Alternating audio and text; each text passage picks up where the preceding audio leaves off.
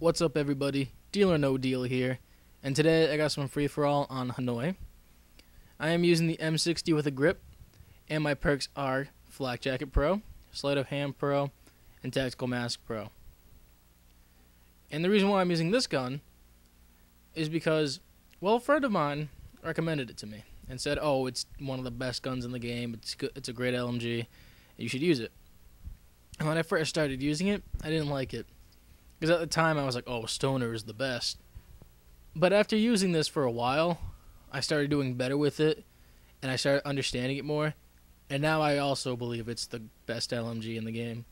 Its damage is amazing, its irons are alright, you put a grip on it. I think it's really great.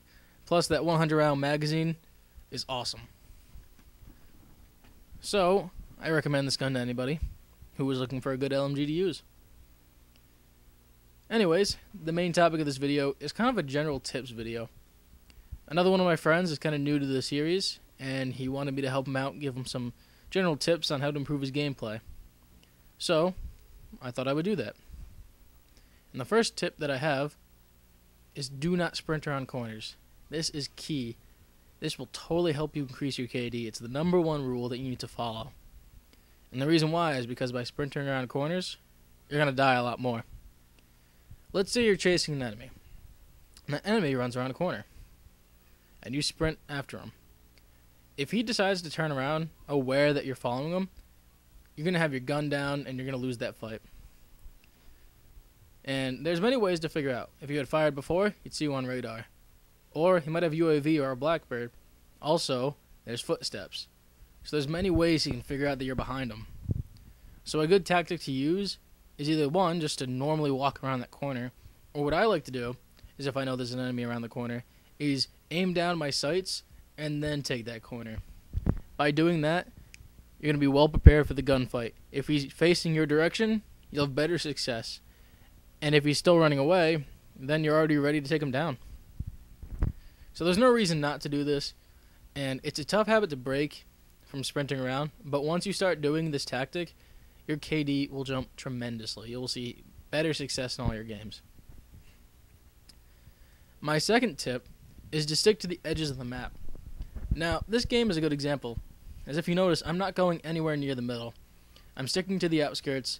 I'm shooting people from a distance because they have no idea where I am. And think of it this way. The middle of the map is usually the most congested, most populated. You could get more kills there, but you have a greater chance of getting more deaths there. And the whole point of any kind of kill game type is to avoid dying and getting as many kills as possible. Now, by me sticking to the outskirts of the map, when I shoot my gun, people can see me. So, they're going to start coming towards me. However, I can't be hit from any direction, because since I'm on the side of the map, I only have the 180 degrees instead of the full 360, in which I can be shot from. So I am decreasing my chances of dying, and I can be more aware of my surroundings. So this also helps. I found that when I started doing this, once again, my game saw a lot more improvement. So I would recommend sticking to the edges of the map, except for when you're playing an objective game type, in which case, play the objective. Not much of a tip, but more of just a rule. Play the objective. If you're going to try to get kills, play team deathmatch. There's ground war for if you want to go for a crazy amount of kills. No need to ruin a game of headquarters by just kill whoring. Another tip, and this one works probably about 75% of the time, do not go for the person who killed you. Chances are, if there was a camper who just killed you, if you go back, he's going to be ready for the next guy, because that's what campers do. Unless you want to throw a grenade or use some sort of explosive, I wouldn't risk killing yourself again trying to get him. Just leave him be. He's not going to move anywhere, and try to get more of the kills. When I stopped going after revenge kills all the time, it helped a lot. Now, sometimes I do get mad. I do chase after the camper, and I do get the kill. But I find better success by not going after that camper. So that one's kind of up to you. But I found better success by not going for that revenge kill. Just forget about him. Another tip, and this kind of goes with the sprinting around corners, only it's a little bit more about sprinting. I would try not to sprint often. The reason why is unless you're using ninja, your footsteps are making noise.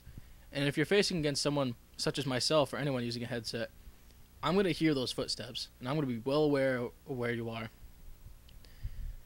By not sprinting, you are reducing the noise, and by crouch walking, you can reduce the noise completely. So try not to run so often, so people can't hear your footsteps. Also, by running, your gun is down. So if you just walk around a little more often, you'll be a lot more prepared for a surprise attack. Another tip, and this will help a lot also, is take down air support. A lot of people like to just throw secondary because, well, they don't want to ruin their kill streak by taking out an air support. Well, guess what? That air support's going to ruin your kill streak unless you take it down. What I like to do is I'll use a Strela launcher, or if I'm using Scavenger, I'll use the Law. Scavenger with the Law will give you an extra missile, so you'll have 2, which is perfect to take down any air support. And you can also use them against people, so it's not the worst weapon. You're not going to ruin a kill streak. Don't be selfish, take down the air support. If it's a free-for-all, it'll save you. If it's a team deathmatch, it'll save you. Any game type, it'll save you. It'll prevent you from dying more, and that is key. So take it down, or it's going to ruin you. And this goes for UAV as well. You might think, oh, a UAV is useless. But by giving them knowledge, they're going to get more kills. If they don't have that UAV up, that's less kills for them.